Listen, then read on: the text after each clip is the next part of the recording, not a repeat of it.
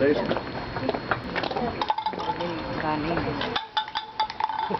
the can. We're gonna play kick the can. Yeah, we'll play kick the can. There you go. We used to do that years ago. All right, we'll let those folks catch up and we'll get started.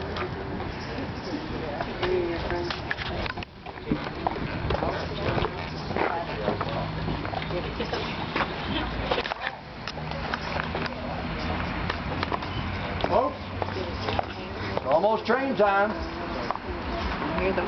You know, every good railroad man always carried a pocket watch. Back in those days, we didn't carry wristwatches. Pocket watch was the thing to carry. Some of them were plain, some of them were fancy, but they all did one thing that the airlines don't seem to be able to do. They kept running on time, okay? The railroads ran on time. Now, we're going to do 4 things very quickly here. One is, do you have your tickets? Do you have your tickets? Oh, yeah. Well, if you don't, these young men are going to give you a substitute ticket today, okay? They're going to hand out some of these to you. Okay. We're going to talk about this brochure very quickly. We're going to talk about the building itself. We're going to talk about the 6 railroads that ran in Rowan County. And if you want, we will talk a little bit about the Rowan County view, okay? The brochure. We have reincorporated the old defunct Morehead and North Fork Railroad as a non-profit organization for the purpose of preserving our railroad heritage. As Jim explained a moment ago, we plan to eventually put a train along the bypass. And in that train we will have a railroad museum. And that's our plan to do that. It's going to take a while to do it, and we're going to need a lot of help. We're going to need people to volunteer, we're going to need people to donate money, we're going to need people to join our organization. So the information about the organization is on one side, and of course it'll tell you what you need to do if you want to join us on the back side. And please join us.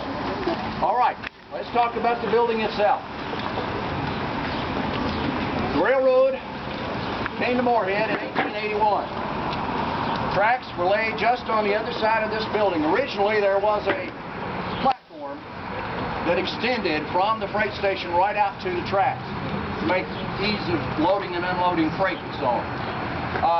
A lot of people seem to think that this, in fact it's often called the C&O freight station, and they think that the C&O Railroad put the line through Morehead. They did not. The railroad that put the line in Morehead was a railroad called the Elizabethtown, Lexington, and Big Sandy Railroad. And it ran from Elizabethtown through Lexington to Ashland. And in 1881 they laid the rails and they began construction on this building. It's not clear whether it was finished in 1881, but it was begun in that year. So we have the Elizabethtown, Lexington, and Big Sandy Railroad. That company started in 1869, and as I say, they laid the rails in 1881. They operated until about 1892, at which time the C&O, which up to that time had been primarily an East Coast railroad, they were expanding west. C&O came in and bought the line, and from that point on, from 1892 until the line was abandoned in 1985, the C&O operated the line. As I mentioned, the freight master and his family actually lived on site, and then of course, as Jimmy mentioned, at first, because it came about 25 years before the other depot was built, it served for both passenger and freight, and so all the railroad business was conducted on the ground floor here. Okay. Let's quickly talk about some other railroads here. We've mentioned the EL and BS. We've mentioned the Chesapeake and Ohio. The line that came through here was what was called standard gauge rail. That meant if you measured from the inside of one rail to the inside of the other rail, 4 feet 8.5 inches. That's standard, and that's what's called standard gauge. But there were other gauges of railroads as well. We had in Rowan County, we had 2 narrow gauge railroads. Narrow gauge is anywhere from about 2 feet up to about 3.5 feet. So they're smaller. they're cheaper to build, and narrow gauge can turn much tighter turns than standard gauge, and so it's a lot easier to get it up some of these hollows and so on, and valleys, to get up there to get the timber, because that's what the narrow gauge railroads came in for. One of the narrow gauge railroads ran from Rodburn. Does everybody know where Rodburn is? Okay. Rodburn had a major lumber mill there. Ran from Rodburn up Christie Creek, and it was called the Triplet and Big Sandy Railroad. It was narrow gauge. It ran about 5 miles up Christie Creek. Now remember, there were no roads then. No roads. Okay. Ran about 5 miles up Christie Creek, and it brought logs down to Rodburn to the mill. It operated from 1890 to 1894. When the timber played out, the railroad went defunct. Rails came up. There's nothing left of the Triplet and Big Sandy Railroad. But it was a narrow gauge railroad. The other narrow gauge railroad was also a timber railroad, and it was called the Kentucky Northern. And the Kentucky Northern also headed at Rodburn, and it ran east of roughly paralleling what's now US 60. Of course, now US 60 wasn't there. There wasn't any road there. Again, we're talking railroads here. Again, about 5.5 miles, and toward the end it took a northern turn into one of the major valleys up through there. But its purpose also was to bring timber, logs, down to the mill there at in Clearfield. Now, folks, we're talking about logs. Today, 3-foot log, 3-foot tree is considered a big tree. Back then, that would have been the runt of the litter. Okay?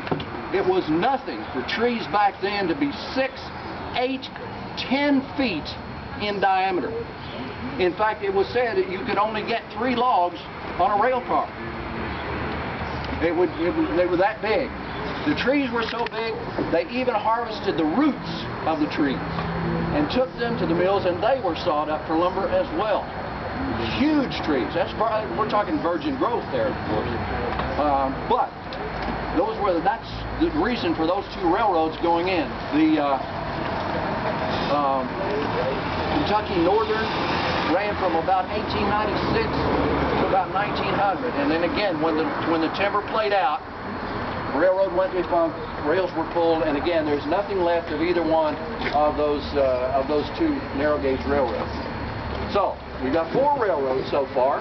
Okay, let's talk about a 5th railroad. 1920, General Refractories needed to get clay to their brick plants, so they put in the Christie Creek Railroad, which ran again several miles up there to deliver clay to the General Refractories kilns, and that railroad ran up until about 1948, and when it finally closed down. It was a standard gauge railroad, but it closed down in 1948. Again, the rails have been pulled. There is nothing left of the Christie Creek Railroad either. That's 5 railroads. The 6th railroad was the longest of the short line railroads.